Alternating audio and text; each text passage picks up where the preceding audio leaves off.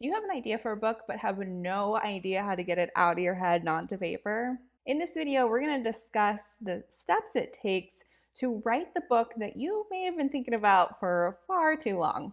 I'm Charlotte. I'm a book coach and developmental editor, and I'm helping women to unapologetically write their stories and become a published author. I hear this a lot from aspiring authors or people that have considered writing a book, that they have so many ideas and they just don't have the time to do anything with it. But I find it's not necessarily a matter of time. It's actually a matter of feeling just very overwhelmed and not sure what your first step is. So this might sound extremely obvious, but the first step is to write down your book idea. Just get it out of your head and put it onto a piece of paper. And if it's not a fully fleshed out idea, that is perfectly okay. The goal here is to mind dump everything that you've been thinking about onto paper and let it just land somewhere that isn't just in your head. So you might have an idea for a nonfiction book, or maybe you've had a couple characters swirling around in your mind.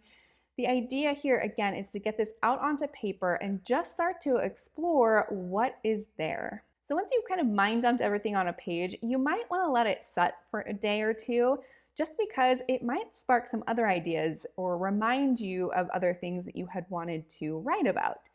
So allow this to be a living, breathing document that you're just allowing space for all of the ideas and all the different things that you've been considering for a really long time. So then the next step is actually going to be, how do you refine this idea?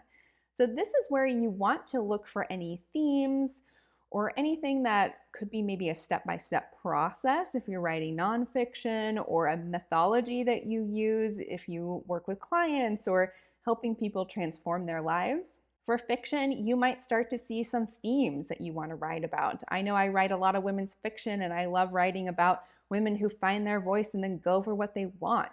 So there could be some sort of themes that are coming up there. Or maybe you have a character that's just coming alive and feeling very vivid, and so you can start to lean into what is their life like and start to ask some questions around, where did they come from? What's their backstory? What window of their life do you want to start telling a story about?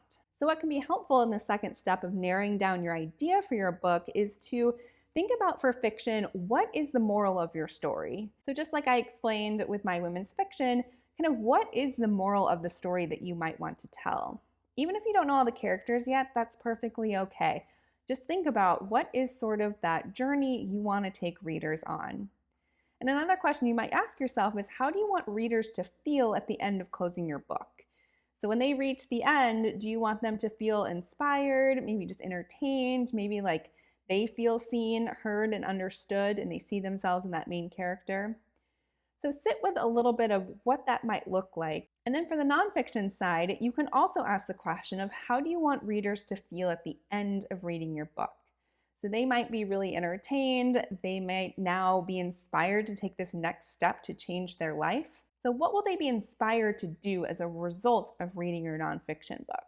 So at this stage, you've been getting a lot of what's out of your mind, and you're starting to see, how can this come together under a common theme or structure for my book? And so this is then where outlining can be super powerful to see, do I have enough of an idea to write an entire book? So there's many ways of doing this. There's the 3-act structure, which is one of my favorites. There's chapter by chapter outline, especially if you're writing nonfiction. And then there's different things like beat sheets and save the cat. There's many different methods to approach outlining your book.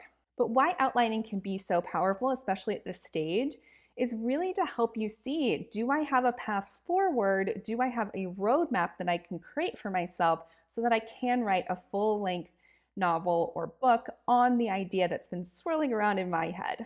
And so as you're starting to outline and you're seeing, yes, I've got a beginning, a middle, and an end to my story, I'm feeling energized, I really want to dive in and start writing.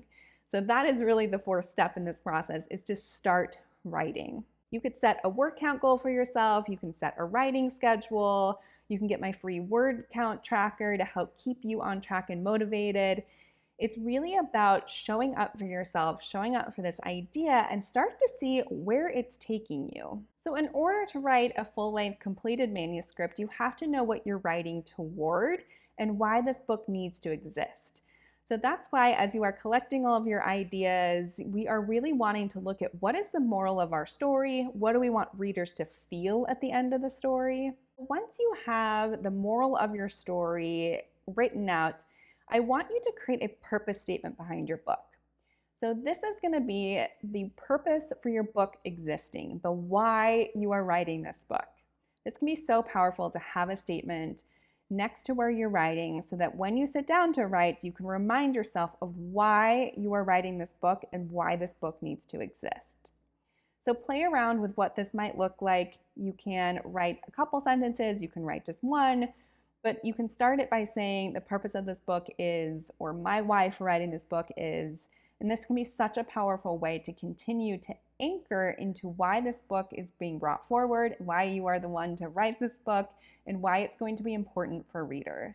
And then by following the steps that I've outlined in this video, you can really start to get that idea out of your head and onto paper, and you can really start to see your book formulate. So by creating that outline, creating a writing practice for yourself, you can really start to build that momentum that is going to help you get towards having a completed manuscript and no longer feeling like all the ideas and things you wanted to bring forward are only in your head and for no one else to read and experience.